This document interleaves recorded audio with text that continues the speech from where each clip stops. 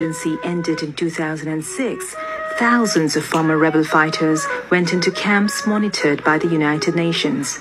They were told that they would join a new national army. But not all of them were qualified to join. Many were recruited after the end of the war, and others were child soldiers, under 18 when the conflict ended. सानैदेखि माओवादीको समर्थक दिदी पनि पार्टीमा हिँड्नु भयो अनि दिदी पार्टीमा हिँडेको 9 महिना जति पछि शहीद हुनुभयो हैन मेरो मनमा सेनाप्रति यति घृणा भएर आयो कि दिदीको बदला मैले लिनुपर्छ जसरी पनि र दिदीको त्यसै खेर जान दिन्न भन्ने मेरो मनमा त्यस्तो लाग्यो अनि त्यही भएर म सेनामा हिँडेको माओवादी आफ्नो बस्ने कमाइनमा रपति हालेको टेन्सन फेरि पछि भेट हुन्छ होला दुनियाँमा कस्तो कस्तो मान्छेसँग त अब हजारौं सयौं वर्षपछि भेट हुन्छ भने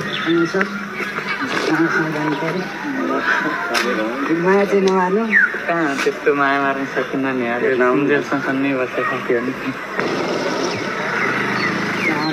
विशेष त्यहाँ के अरे फेरि सर अगाडि सुनेपछि कहाँ पुग्ने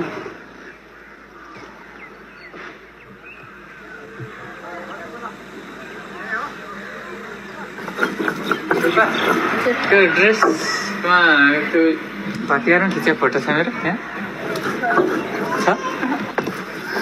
विवाह त अब यहीँ क्यान्टोनमेन्टमै बसिसकेपछि म चाहिँ पहिला कलाकार थिएँ होइन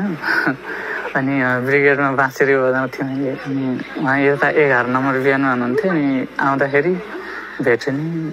कार्य त्यत्तिकै हुँदै गयो अनि जति हुँदै त्यत्तिकै भयो आउनु दियो भने अहिले उठ्नु आउँथ्यो नि अब त्यो ड्रेसै लगाएर जाने होइन ड्रेस त लाउनु पर्दैन